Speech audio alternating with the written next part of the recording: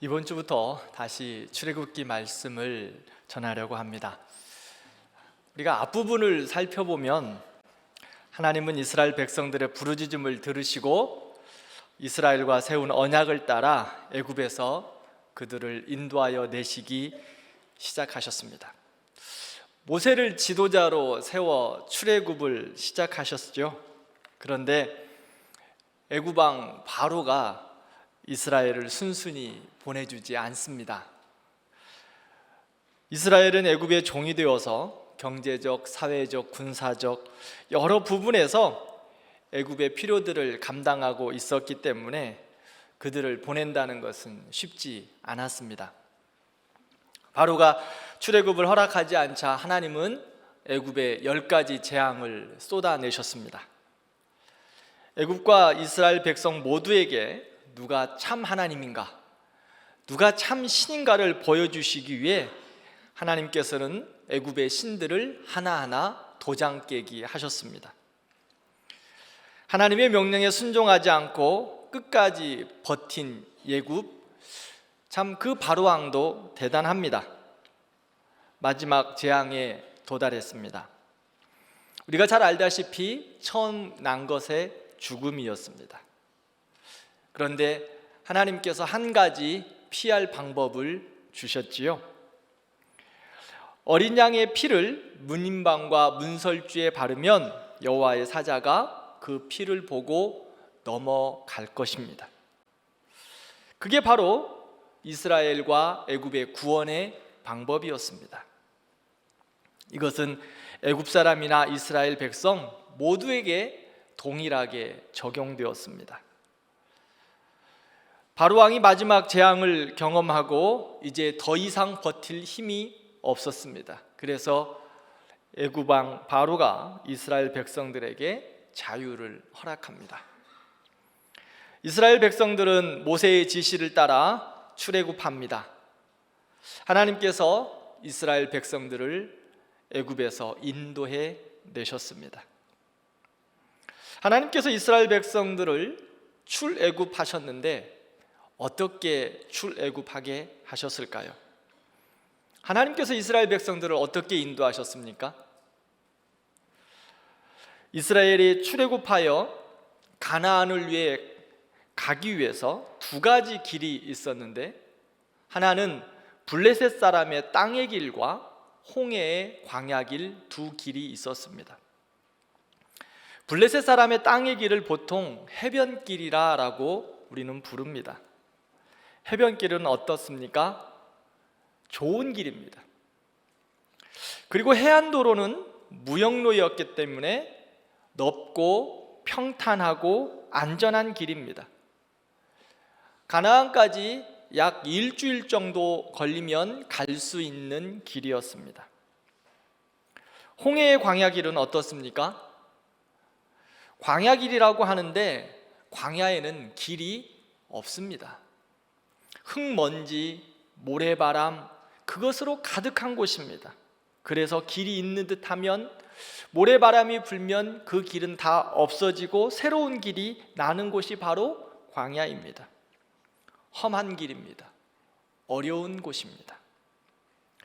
만약 여러분들에게 이 두 길이 있다면, 해변길, 광야길, 이 두 길이 있다면 여러분들은 어떤 길을 선택하시겠습니까? 대부분의 사람들은 해변길입니다. 저 또한 해변길을 선택할 것 같습니다. 그런데 하나님은 이스라엘 백성들을 해변길로 인도하지 않으시고 광야길로 인도하셨습니다. 왜 하나님께서 광야길로 인도하셨을까요?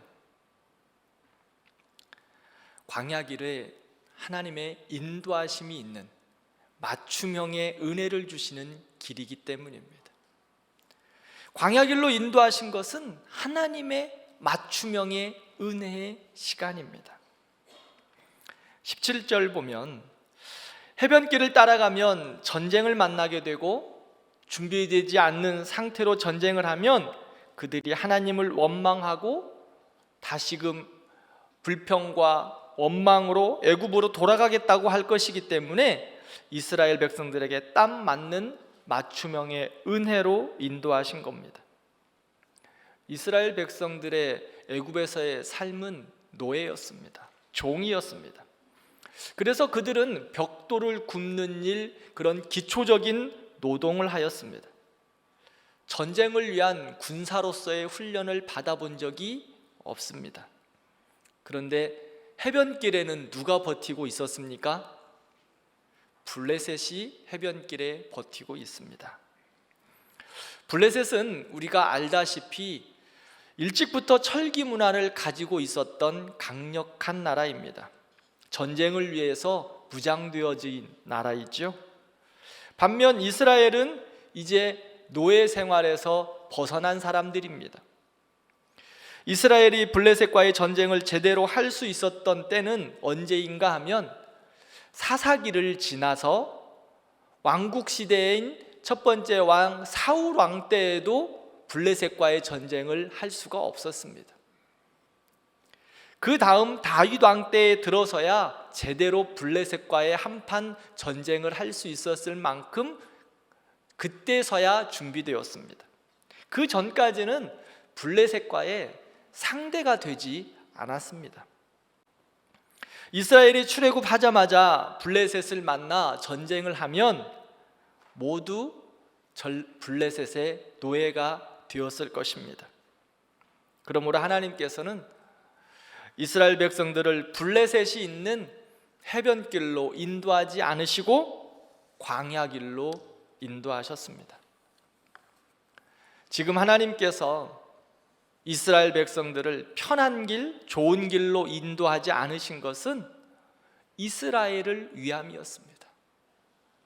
처음 보기에는 그 길이 좋은 길이었고 평탄한 길이었고 넓은 길이었고 안식의 길이었지만 그것은 멸망의 길이기에, 죽음의 길이기에 하나님께서 이스라엘 백성들을 그곳으로 인도하지 않으셨다는 겁니다. 광야길로 인도하신 것은 이스라엘 백성들에게 축복이요 은혜였습니다. 우리의 삶 속에서도 왜 이렇게 좁은 길로 인도하시나, 왜 이렇게 험한 길로 인도하시나 눈물 나고 마음 아플 때가 있습니다.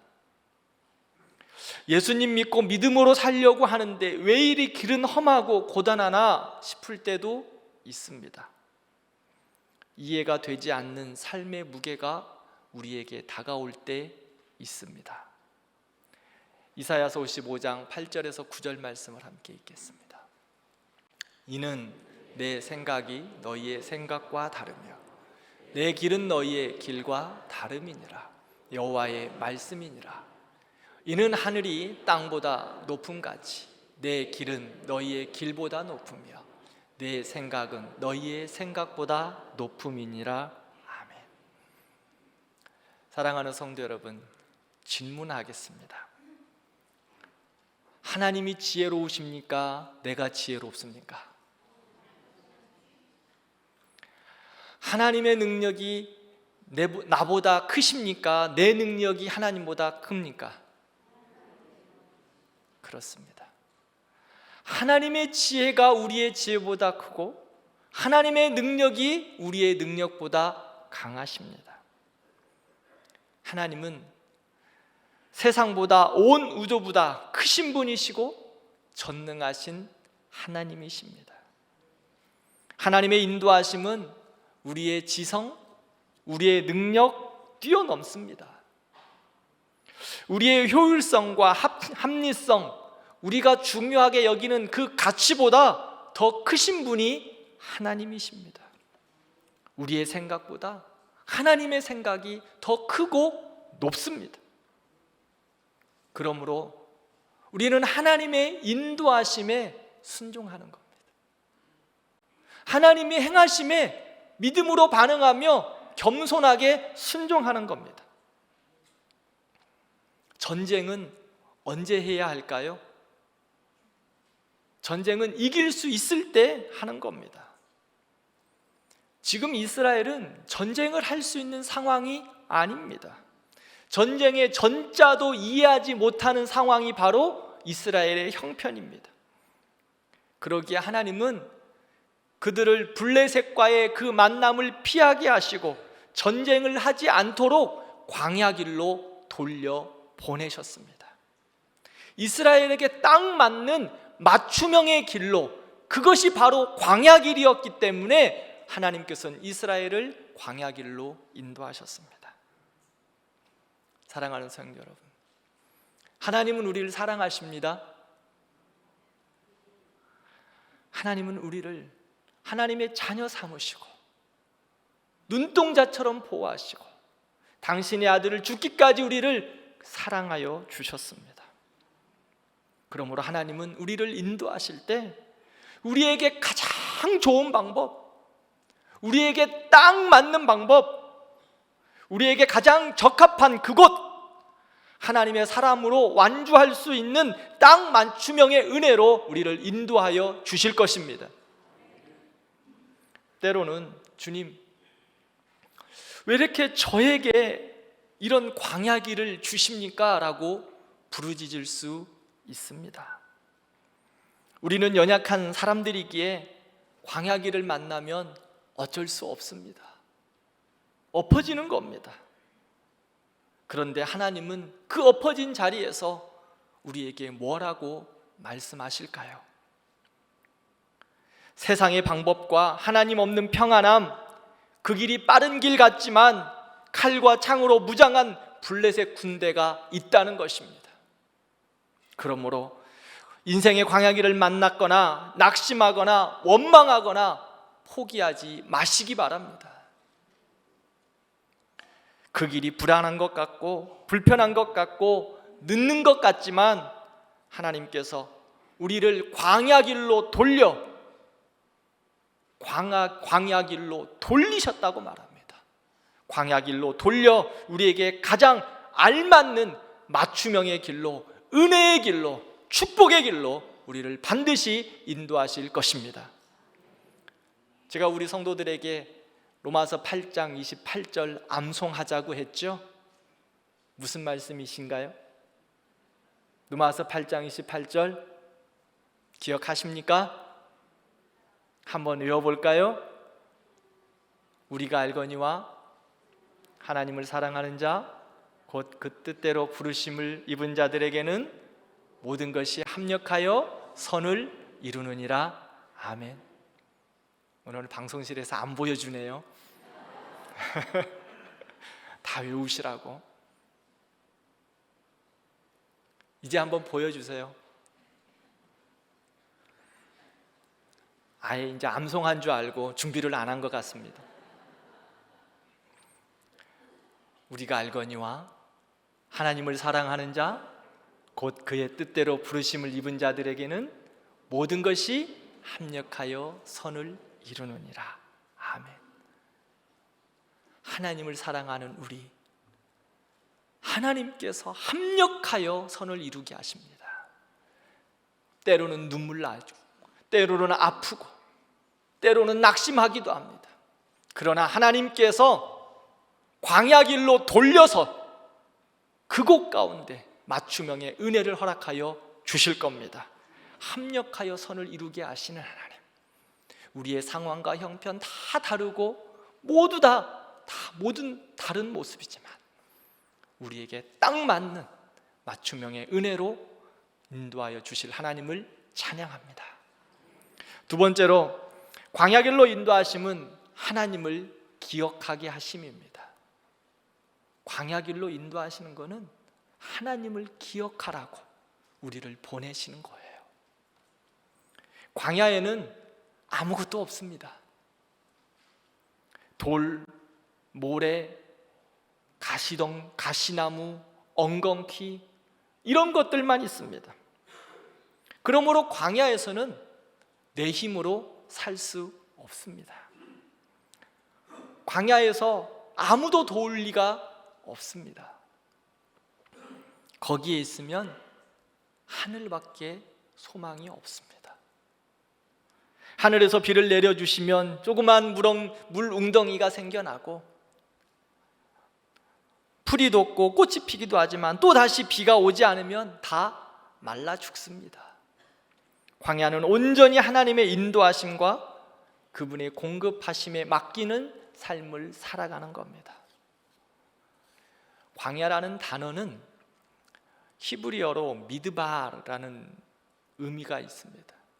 그런데 그 광야의 그 원뜻은 무슨 말이냐면 말씀입니다. 이 광야라는 단어의 원뜻은 말씀에서 출발합니다. 즉 광야는 말씀이 있는 겁니다. 광야는 하나님을 만나는 곳입니다. 광야에서야 비로소 하나님의 말씀을 듣게 되는 겁니다. 이게 우리 인생들의 모습입니다. 그러므로 광야에서 하나님을 기억하게 하시고 하나님을 만나게 합니다. 하나님을 가까이 하게 합니다. 특별히 하나님께서 광야에서 하나님께서 친밀하게 우리를 만나 주십니다. 하나님은 하나님의 사람들을 광야길을 통해 낮추게도 하시고 가난하게도 하시고 때로는 하나님의 손으로 이끌어 주시기도 합니다. 그러므로 하나님을 더욱 알아가게 하시고 그 광야에서 하나님의 사람으로 세워 가십니다. 신명기 8장 3절 말씀을 함께 읽겠습니다. 너를 낮추시며 너를 줄이게 하시며 또 너를 알지 못하며 내 조상들도 알지 못하던 만나를 내게 먹이신 것은 사람이 떡으로만 사는 것이 아니요 여호와의 입에서 나오는 모든 말씀으로 사는 줄을 내가 알게 하려 하심이라. 아멘. 광야에서 낮추시고 줄이게도 하셨습니다. 그런데 그곳에서 하나님께서 먹이시고 입히셨습니다. 그리고 여호와의 입에서 나오는 말씀으로 너희가 산다라고 가르치셨습니다. 하나님은 우리가 광야에서 낮아져서 우리의 주인 삼은 것 다 내려놓고 겸손히 하나님을 바라보게 하십니다. 너는 피조물에 불과하다는 것을 절실하게 깨닫게 하시는 겁니다. 모든 것이 내 마음대로 되는 것이 아니다라는 사실을 깨닫게 하십니다. 우리는 참 연약한 인생들이기에 모든 것이 잘 되면 자꾸 높아집니다. 교만해집니다. 그러다가 하나님 없이 살아갈 수 있다고 자신들을 인정합니다. 물질이, 건강이, 지혜가, 내 능력이 하나님보다 위에 있어서 그것으로 살아갈 수 있다고 자신할 수 있다는 겁니다. 그것이 인생들의 교만입니다. 교만한 사람은 어떻게 해볼 방법이 없습니다. 내가 모든 것 할 수 있다고 말하기 때문이에요. 그러기에 결국은 하나님의 필요성도 느끼지 못하고 찾지도 못합니다. 그런데요, 하나님은 하나님의 백성들을 사랑하시기에 그 교만함을 낮추시기 위하여 여호와의 말씀으로 사는 것을 알게 하시기 위하여 우리를 광야길로 보내시는 겁니다. 왜요? 우리를 사랑하시기 때문에, 그 안에 살아가야만 생명이 있기 때문입니다. 그래서 광야에서 겸손하게 합니다. 하나님의 주권을 고백하게 합니다. 나의 주인이 나가 아니라 하나님임을, 나의 물질이, 나의 건강이, 나의 삶이, 나의 가정이, 나의 자녀가 그 모든 것이 주님의 것임을 고백하게 하는 것입니다. 그래서 신명기 8장 16절에 이렇게 고백합니다. 너를 낮추시며 너를 시험하사 마침내 내게 복을 주려 하심이라. 광야에서 우리를 낮추시고 또 낮추시는 것은 하나님을 기억하고 하나님의 왕 되심을 선포하며 하나님의 주인 되심을 인정하게 하고 그 다음 하나님께서 그 백성들에게 복을 주려 하심이라고 말씀합니다.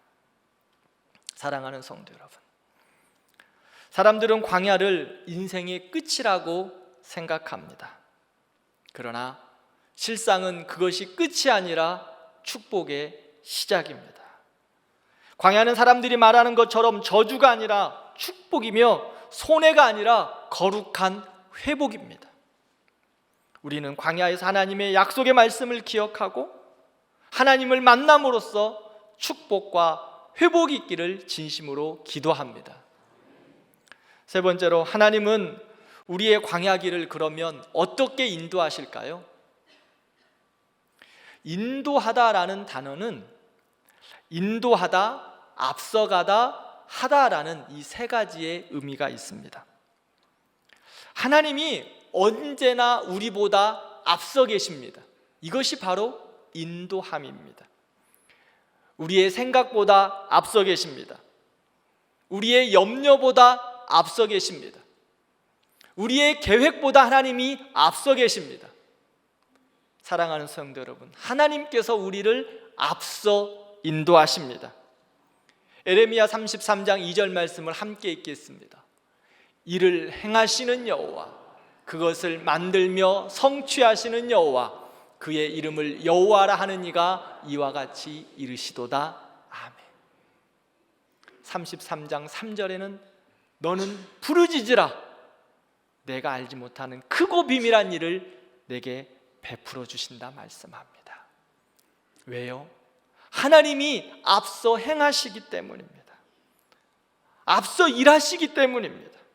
그것을 만들어 성취하시는 이, 우리를 위하여 준비하시는 이, 그분이 하나님이시기 때문입니다. 우리는 광야길이라고 해서 두려워할 필요 없습니다. 주저할 필요도 없습니다. 왜요? 하나님이 먼저 가셔서 우리를 인도하시기 때문입니다. 인생길이 누구에게나 다 똑같습니다. 한 번도 가보지 않은 길을 걸어갑니다. 2024년도 동일합니다. 모두 다 새로운 길을 걷고 있습니다. 때로는 하나님의 사람으로 광야의 길을 걸어가기도 할 것입니다. 낮에는 더위와 싸워야 하고 밤에는 추위와 싸워야 합니다. 언제 적이 나올지 모르는 그 광야 길을 걸어가야 하는 겁니다. 한편 기대도 되지만 그 기대의 너머에 두려움과 불안과 아픔의 길, 그 길이 바로 광야 길입니다. 그런데 이렇게 어려운 상황에서 하나님은 이스라엘 백성들을 어떻게 인도하셨습니까? 앞서 행하시고 인도하셨습니다.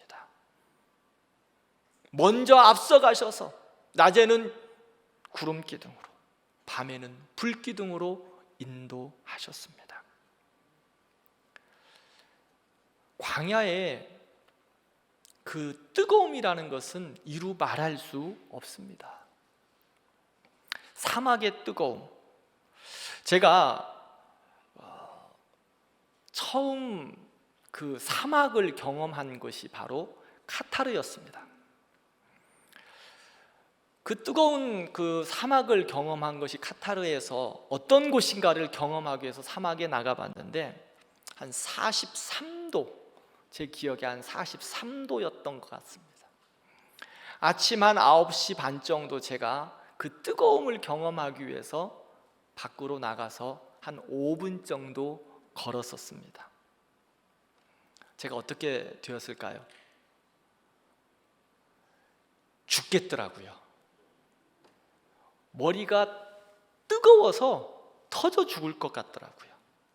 야, 이러다 죽겠구나. 그렇게 그 더위가 만만치 않았습니다. 사막은, 광야는 그런 곳입니다. 그런데 하나님께서 어떻게 하셨습니까? 그 사막 가운데 구름 기둥으로 시원하게 앞서 행하셨습니다. 출애굽기 13장 21절에 앞서 가시며 라고 말합니다. 하나님이 먼저 가셔서 구름 기둥으로 보호해 주셨다고 말씀합니다. 그래서 그 사막 가운데 그 더운 나라에는 모든 사람들이 스카프를 하고 있어요. 많은 사람들이. 남자들도 스카프를 막 두르고 머리에도 두르고 그렇게 하잖아요. 그런 이유는 뜨거워서, 너무 뜨겁기 때문에. 그래서 카타르에서는 우리 월드컵 할 때 낮에 축구하지 않습니다. 다 밤에 했잖아요. 새벽에 하고.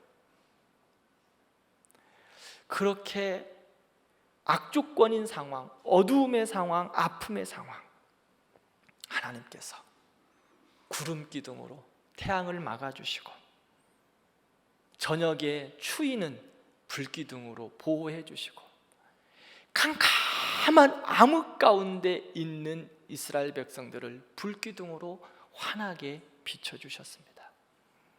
가장 안전하게, 가장 따뜻하게, 가장 편안하게 인도해 주셨습니다. 오늘날 우리도 광야와 같은 삶을 살고 있습니다. 미래의 불확실 앞에 두려워하지 마시기 바랍니다. 하나님이 우리의 앞서 가셔서 인도하여 주실 겁니다. 두려워하지 말고 멈추지 말고 주님이 주신 은혜와 사명을 따라 믿음으로 담대히 나아가는 우리 성도들 되기를 축복합니다. 또한 하나님이 어떻게 인도하셨는가, 제가 이 말씀을 보면서 이런 말씀, 22절 말씀에 참 은혜를 받았어요. 21절에 보면 그들 앞서 가셔서 구름 기둥과 불 기둥으로 인도하셨다라고 말씀하셨는데 22절 보니까 마지막에 구름 기둥과 불 기둥이 백성 앞에서 떠나지 않았다라고 말씀합니다. 떠나지 않았다. 사랑하는 성도 여러분, 하나님께서 우리를 보호하시고 인도하시는데요, 떠나지 않으시겠다고 말씀합니다. 우리를 향하여 떠나지 않으시겠대요. 그 말이 무슨 말입니까? 내가 책임지겠다 그 말이에요. 내가 너 책임지겠다. 내가 우리 가정, 하나님이 우리 가정 책임지시겠다. 하나님이 광야 길로 돌리셨으니까 하나님이 책임지시겠대요. 해변길로 가는 것을 멈추게 하시고 광야 길로 내가 돌렸다. 오늘 본문을 보면 하나님이 돌리셨다라고 말씀하셨거든요. 하나님이 돌리셨으니까 하나님이 책임지시겠다. 떠나지 않겠다라고 말씀하셨습니다. 이 떠나지 않겠다 이 말씀에 제가 너무 은혜가 되더라고요. 그렇구나. 하나님이 돌리시면 하나님이 책임지는 거구나. 사랑하는 성도 여러분, 여러분의 인생과 2024년도의 삶의 길 가운데 하나님이 돌리시면 하나님이 책임지십니다. 그러한 은혜가 여러분들의 삶 가운데 충만하시기를 축복합니다. 때로는 우리를 하나님께서 광야 길로 인도하십니다. 왜냐하면 그 광야 길이 맞춤형의 은혜가 있고 광야 길에서 하나님을 기억하고 하나님을 만나기 때문입니다. 그리고 그 광야 길은 하나님이 우리를 책임지시는 시간입니다. 그래서 사도 바울은 로마서 5장에 우리가 환난 중에도 즐거워하나니 이는 환난은 인내를, 인내는 연단을, 연단은 소망을 이루는 줄 알미다라고 고백하고 있습니다. 광야의 길이지만 그것이 인내를 이루고 인내는 연단을 이루고 연단은 주께서 우리에게 주시는 소망을 이룬다라고 말씀합니다. 사랑하는 성도 여러분, 우리가 하나님의 인도와 보호하심이 결코 우리를 떠나지 않는다는 그 믿음으로 올 한 해도 믿음의 길 걸어가시는 복된 성도들의 발걸음 되기를 축복합니다. 말씀을 맺겠습니다. 하늘에서 아무리 비가 쏟아지더라도 그릇을 엎어놓으면 그 그릇에 빗물이 담길까요? 담기지 않을까요? 잘 알고 계시죠? 하늘에서 비가 쏟아지면 그릇을 준비해야 그곳에 빗물이 담깁니다. 하나님께서 우리에게 한없는 은혜를 쏟아 주셔서 우리에게 은혜의 길, 축복의 길 가기를 원하시는데 우리의 그릇이 준비되지 않으면 하나님의 은혜를 받지 못합니다. 광야 길로 내모시는 것은 우리에게 맞춤형의 은혜를 주시기 위한 하나님의 계획하심입니다. 하나님을 기억하게 하고 하나님을 바라보게 하고 하나님을 주목하게 하시는 하나님의 방법입니다. 그러므로 여러분, 우리가 하나님의 은혜를 바라며 그릇 준비하는 한 해가 되기를 축복합니다. 때로는 광야 길이지만 그것이 우리에게 축복이요 은혜가 되는 것을 기억하고 그릇 준비 잘하여서 하나님의 은혜에 충만한 새해의 발걸음들 되기를 진심으로 축복합니다. 우리 함께 기도하겠습니다.